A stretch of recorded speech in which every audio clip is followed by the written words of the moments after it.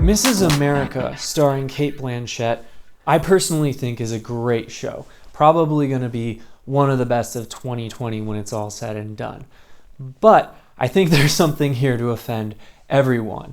If you are a very, very liberal person, or even just someone who is kind of steeped in the political correctness that's part of our culture in 2020, you're not going to like the way this show treats Phyllis Schlafly once you actually look up some of the background and some of the things she stood for, which might have been considered somewhat okay in her time, but from a modern lens are just inexcusable. But if you're someone who is not a feminist, or at least not a particularly extreme feminist, you might find that the over-idealization of the second wave of feminism and the women's liberation movement could be a little grating. But for all that, as someone who I think I'm a relatively conservative person, but I have learned to just watch entertainment and learn about people without judging the entertainment based purely on whether or not it agrees with me ideologically. I think it's a good show. But before I get into some more of the reasons that I have enjoyed Mrs. America so far, I'm planning on not necessarily doing episode reviews for this show because I feel like overall I got a pretty good sense of it in the first 3 episodes that are available on Hulu right now. But I am doing a number of other reviews, and if you're interested in seeing those, and if you're enjoying this video, I highly recommend subscribing to the channel so you see more reviews as they come out. So getting deeper into Mrs. America, I personally think that Phyllis Schlafly, like I said, she has a lot of problems, but she's a fascinating character, and as we know from Breaking Bad and any other number of shows, a character doesn't have to be perfect to be someone that is interesting to the audience. And this show puts Phyllis Schlafly's desires, what she's trying to accomplish, front and center, so it's never out of sight. And Cate Blanchett is giving an amazing performance here. I really think she could be a lock for an Emmy and a Golden Globe, depending on how this show is received. But it's a remarkable performance, and you can see exactly what she's thinking in any given scene. And she's really just making this character, who has a lot of rough edges, just very, very compelling. Now, a lot of people have complained that she's in the show too much, but I feel like the show needed an anchor, and she's a very interesting choice because she's not the person that you would think would anchor a show about the women's liberation movement. If you were looking at this show from the perspective of the creators, you would have imagined that they would have made this from Gloria Steinem's perspective. And Gloria Steinem definitely gets a lot of screen time. And that, Rose Byrne is doing a great job. I love Rose Byrne, have always thought she was a wonderful actress. I enjoy her a lot in comedies, not as much in dramas, but she's doing a fine job here. The national treasure of Margo Martindale is possibly my favorite character in the women's liberation movement at this point. I feel like I have a lot more in common with her. Her pragmatism as she looks at the political game and is saying, well, we have to actually accomplish something. We just can't be inflexible about our objectives. We have to know what we're trying to accomplish, or we won't accomplish anything. I relate to that a lot. And you see a lot of this character's debates with Shirley Chisholm, which is a person in this show, and this is part of why I find this show so fascinating, who I knew nothing about prior to watching the episode about her, which is the 3rd episode. Prior to that episode, I knew nothing about her, and she's a fascinating person. I can't say that I agree with a lot of the things she says and does in this episode, but I don't think that's necessarily because of her. It's mainly because the show kind of depends on you having a certain amount of knowledge of these people coming in, and of course, and this is, partially my own fault, but also partially, I think, a facet of how we don't talk about certain people that, in our history, the U.S. history, had an important role, but we don't talk about them if they weren't, a president or a certain kind of businessman who was white and influential. So it's kind of interesting to hear about this woman's accomplishments. And I feel like reading about her, she's really impressive. Watching her in the show and just hearing her say these things out of context, it came off as a little grating to me. But once you actually know a bit more about the background of Shirley Chisholm, I think she's a lot more compelling and interesting. So I feel like the show maybe failed her a little bit, but it's also partially just a failure of myself and Americans in general to appreciate, a lot of these historical figures that didn't come from the same background that we traditionally have taught in history books, but even though they have equal importance to our history.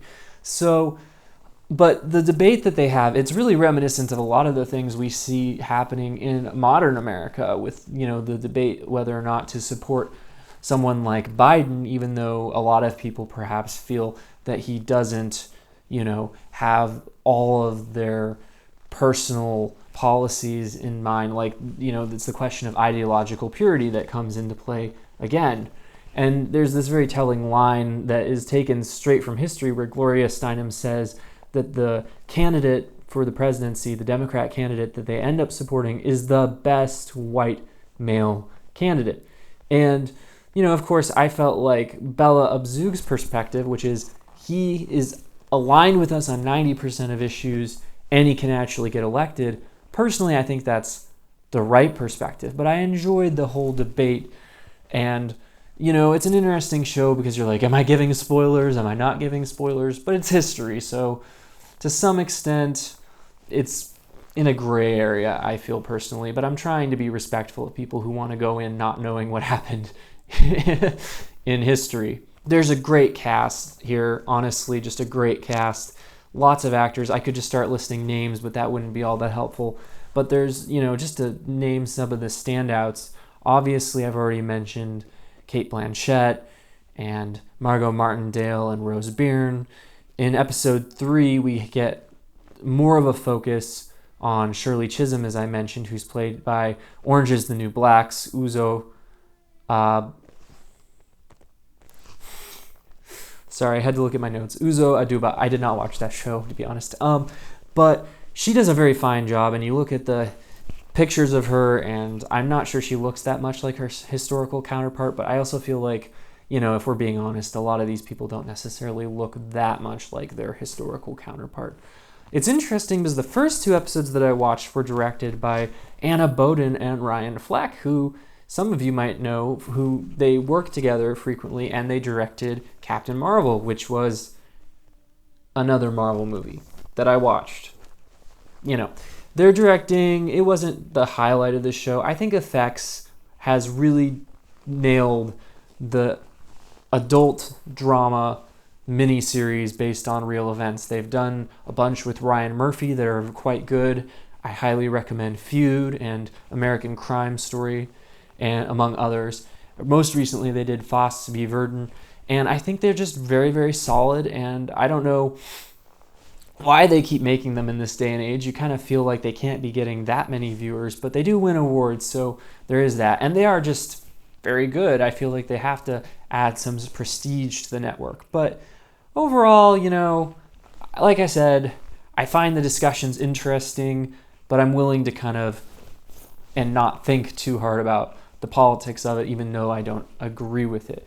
I think that there's obviously a difference in the way that this show portrays the feminist characters and the way that it portrays Phyllis Schlafly, because even though I recognize there are problems with her, and I think they do give her her due as this strong woman who was, maybe working against her own interests in the mind of the showrunners, who, by the way, is Davi Waller, who co-produced the 3rd season of Mad Men and produced season 4. Mad Men is one of my all-time favorite shows. My all-time favorite show, if I'm being honest, at this point. And that's been the case for a while.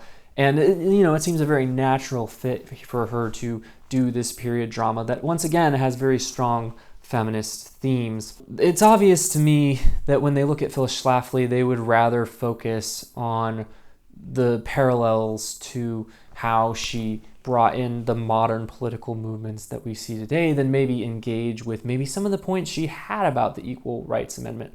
I know that to this day a lot of people say there's no problems with it, but there's actually some significant discussion to be had here. I'm not saying I disagree with it. I'm saying that it would be interesting to get past the, fact that she maybe misrepresented some of the facts and actually see if there was any substance to the discussion. But the show obviously doesn't seem to think there is any substance to the discussion.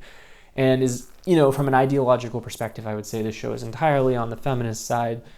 And it's more, when the feminists are fighting, it's not a question of whether or not what they're fighting for is correct. It's a question of how they should go about getting it, whether they should rely on men, whether they can, deal with these men, or whether they should try to seize power on their own, as Shirley Chisholm kind of represents in episode 3. I think this is a great show. I highly recommend it if you're someone who can manage to not get triggered by people expressing beliefs that you don't agree. And I've enjoyed it a lot so far. I'm planning to watch the rest of the series. I don't know if I'm going to do weekly reviews on this one, just because I feel like that might get a bit exhausting. And, I'm obviously not an expert on feminism. I'm not an expert on any of the history here. So going into detailed analysis might not really be my thing. But I do find it fascinating because I don't know about all this stuff. And obviously I do my own research, because you can't trust a show like this to completely honestly give you the facts about what actually happened. But it's a good conversation starter, and I'm really enjoying it so far, and hopefully my wife enjoys it, because I'm planning to watch the rest of it with her now that I've kind of